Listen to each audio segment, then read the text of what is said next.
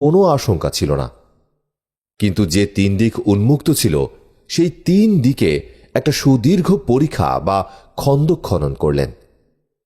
স্বয়ং মহানবী হযরত মুহাম্মদ সাল্লাল্লাহু আলাইহি ওয়াসাল্লাম 2000 সাহাবী নিয়ে এই পরীক্ষা খনন করলেন। একাধারে কদিন পর্যন্ত অবিশ্রান্ত পরিশ্রম করে পরীক্ষা খনন কাজ সম্পন্ন হল। যেদিন শত্রু বাহিনী মদিনার দ্বার প্রান্তে এসে পৌঁছল, পরীক্ষা খনন কাজও সেদিন শেষ হল।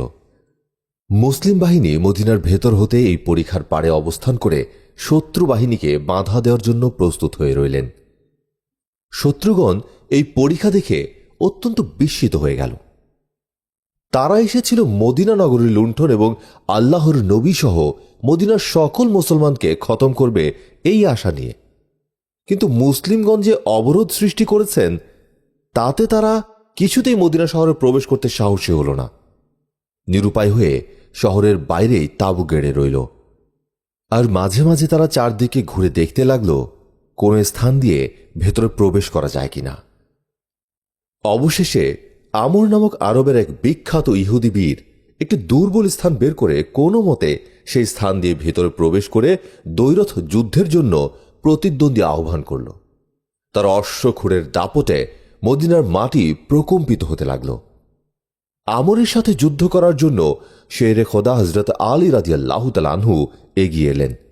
কিন্তু আমর তাকে দেখে অবজ্ঞার হাসি হেসে তাকে ফিরে গিয়ে মুসলিম সেনাদের সর্বশ্রেষ্ঠ বীরকে পাঠাতে বলল এবং নিজেই নিজের বাহাদুরি প্রচার করতে লাগল।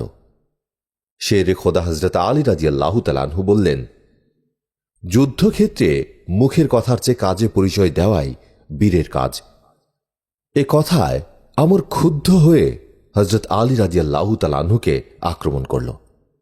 তিনি তার ঢাল দ্বারা প্রতিহত করলেন। এভাবে কিছুক্ষণ আঘাত প্রতিঘাত চলার পর শেরে খোদা হযরত আলী রাদিয়াল্লাহু তাআলা আনহু আমরকে লক্ষ্য করে এমন এক আঘাত হানলেন, মুহূর্তে আমরের মস্তক দ্বিখণ্ডিত হয়ে গেল। আমর ছাড়াও আবু জেহেলের পুত্র একরাম এবং আরও কতিপয় বীর সৈনিকও শহরের অভ্যন্তরে ঢুকতে চেষ্টা করল, কিন্তু হযরত আলী রাদিয়াল্লাহু তাআলা আনহুর জন্য কেউই ভেতরে প্রবেশ করতে পারল না। এরপর শেরে খোদা হযরত আলী রাদিয়াল্লাহু তাআলা আনহু এর সম্মুখে এগিয়ে আসতে আর কেউ সাহস পেল না। বরং শত্রুবাহিনী এবার একযোগে মদিনায় প্রবেশ করে সার্বিক যুদ্ধ করার চেষ্টা চালাল। কিন্তু মুসলিম তীরন্দাজগণ পরীক্ষার এপার হতে বৃষ্টির মতো তীর বর্ষণ করে তাদের চেষ্টা ব্যর্থ করে দিলেন। খন্দকের যুদ্ধ শীত ঋতুতে সংঘটিত হয়েছিল। কাফেরগণ খোলা মাঠে শীতে টিকে থাকতে পারছিল না। প্রচণ্ড ঠান্ডায় তাদের হাত পা অবশ হয়ে আসত, এমনকি তাদের রসদপত্র শেষ হয়ে আসছিল। তদুপরি শত্রু সেনাদের পরস্পরের মনে আশঙ্কা এবং সন্দেহের উদয় হল। কুরাইশদের মনে প্রশ্ন জাগল, কি জানি ইহুদিরা যদি হঠাৎ মুসলমানদের সাথে সন্ধি করে বসে। আবার ইহুদিদের মনে ভয় জাগল যে যদি কুরাইশগণ আমাদেরকে ফেলে মক্কা চলে যায়, তবে শুধু আমরা একা মুসলিমদের সাথে কিভাবে যুদ্ধ করব। এমনই সময় একদিন রাতে প্রবল ঝড় আরম্ভ হয়ে কাফেরদের তাঁবু উড়িয়ে নিয়ে গেল। মুষলধারে বৃষ্টিপাত এবং প্রবল শীতল বাতাসে তাদের আর দুঃখ কষ্টের সীমা রইল না। প্রচণ্ড ঝড় বাদলের উন্মত্ত তাণ্ডবে আতঙ্কিত হয়ে যুদ্ধের ময়দান ছেড়ে রাতের মধ্যেই মক্কার দিকে তারা পলায়ন করতে বাধ্য হল এবং এভাবেই খন্দকের যুদ্ধের পরিসমাপ্তি ঘটল। হিজরতের পর দীর্ঘ 6 বছর গত হয়ে চলল। মুহাজিরগণ তাদের জন্মভূমি মক্কা দর্শন করতে পারছেন না, আর মদিনাবাসীগণও প্রতি বছর ঠিকমতো হজ পালন করতে পারছেন না।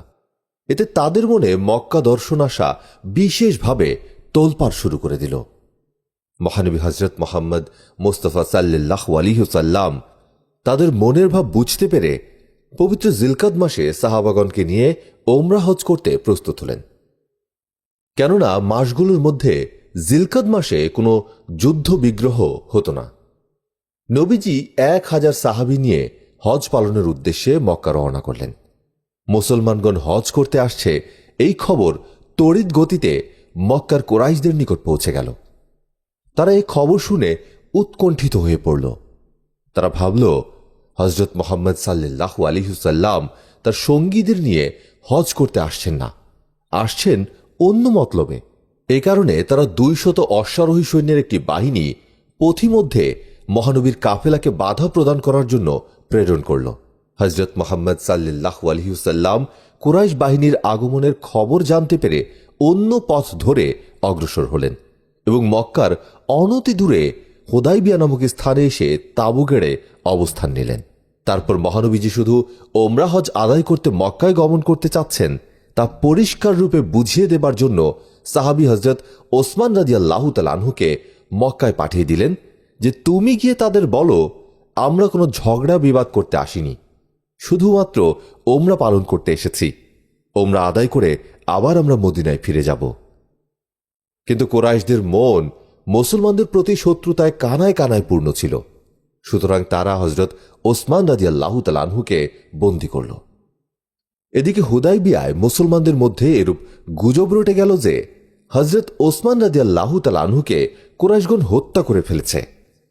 নবীজি এই মর্মান্তিক রটনা শুনে বাবুল নামক একটি বৃক্ষের তলে বসে সাহাবাগণকে শপথ করালেন যে আমরা হযরত ওসমান রাদিয়াল্লাহু তাআলা আনহু এর হত্যার প্রতিশোধ গ্রহণে প্রাণ উৎসর্গ করব। কিন্তু এটা ছিল একটি মিথ্যে গুজব রটনা। হযরত ওসমান রাদিয়াল্লাহু তাআলা আনহু সুস্থ এবং অক্ষত দেহেই ফিরে এলেন এবং কুরাইশগণ মুসলমানদের সাথে সন্ধির আলোচনা চালাবার জন্য সোহাইল নামক এক ব্যক্তিকে হুদাইবিয়ায় নবীজির কাছে পাঠালেন। অতঃপর উভয় পক্ষের মধ্যে আলাপ আলোচনা হল এবং পরস্পর কথা বিনিময়ের পর উভয় পক্ষের মধ্যে কতগুলো ব্যাপারে সন্ধি স্থাপিত হল। তবে সন্ধিগুলোর শর্ত কুরাইশদের সুবিধার্থে বিশেষভাবে প্রস্তুত হয়েছিল। বিশ্বনবী তাদের শর্তাবলী মেনে নিতে রাজি হলেন। কুরাইশদের শর্তসমূহ ছিল: 1. মুসলমানদেরকে সে বছর হজ না করেই মদিনায় ফিরে যেতে হবে। 2. আগামী বছর অবশ্য তারা হজ করতে আসবে, তবে মাত্র 3 দিনের বেশি মক্কায় অবস্থান করতে পারবে না। ওই 3 দিন কুরাইশগণ মক্কার বাইরে গিয়ে অন্য কোথাও থাকবে। 3. এমন কোনো অস্ত্রশস্ত্র সঙ্গে করে আনতে পারবে না যা পথিকদের আত্মরক্ষা ব্যতি রেখে থাকে। 4. মক্কার কোনো মুসলমানকে তারা মদিনায় নিয়ে যেতে পারবে না। 5. মদিনার কোনো লোক যদি কুরাইশদের কাছে চলে আসে তবে তারা ওই লোককে আর ফেরত দেবে না, কিন্তু যদি মক্কার কোনো লোক মদিনায় চলে যায় তবে তাকে ফেরত দিতে হবে। 6.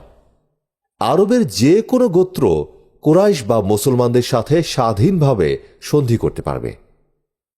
7. 10 বছর কুরাইশ ও মুসলমান কেউ কারো সাথে যুদ্ধ করবে না। সন্ধির এই প্রস্তাবগুলো বাহ্যত মুসলমানদের জন্য কিছুটা অপমানকর বলে মনে হল। এ কারণে সাহাবাগণ মহানবীর এই কাজে মনে মনে বেশ ক্ষুব্ধ ও দুঃখিত হলেন। কিন্তু বিজ্ঞ ও বিচক্ষণ বিশ্বনবী সন্ধির প্রস্তাবগুলোর অন্তর্নিহিত তাৎপর্য ও অনুকূল কার্যকারিতা উপলব্ধি করে সাহাবীদের অমতেই সন্ধিপত্রে স্বাক্ষর করলেন। মূলত এই সন্ধি দ্বারা অচিরেই মুসলমানদের বিজয়ের দ্বার উন্মুক্ত হয়েছিল। এজন্য এই সন্ধিকে মুসলমানদের জন্য বড় বিজয় নামে আখ্যায়িত করা হয়েছে। ইসলামের ইতিহাসে এই সন্ধি হুদাইবিয়ার সন্ধি নামে পরিচিত। সন্ধিপত্রে স্বাক্ষর করে শান্তিকামী বিশ্বনবী সন্ধির প্রস্তাব অনুসারে সেবারে হজ আদায় না করে হুদাইবিয়া থেকেই মদিনায় প্রত্যাবর্তন করেন। সঙ্গে আনিত উটগুলোকে হুদাইবিয়াতে কোরবানি করা হয়। তারপর সন্ধির শর্ত অনুসারে পরের বছর সাহাবীদের নিয়ে মক্কায় গিয়ে হজ পালন করে আসেন। 7ম হিজরি সনের একটি বিশেষ উল্লেখযোগ্য ঘটনা খায়বরের যুদ্ধ। খায়বরের দূরত্ব ছিল মদিনা থেকে প্রায় 100 মাইল। এখানকার অধিবাসীরা সবাই ছিল ইহুদি।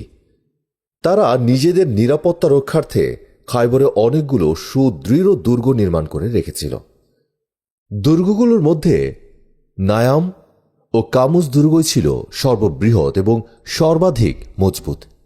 এখানকার ইহুদিগণ মুসলমানদের সাথে চরম শত্রুতা সাধনে সর্বদাই ব্যস্ত থাকত।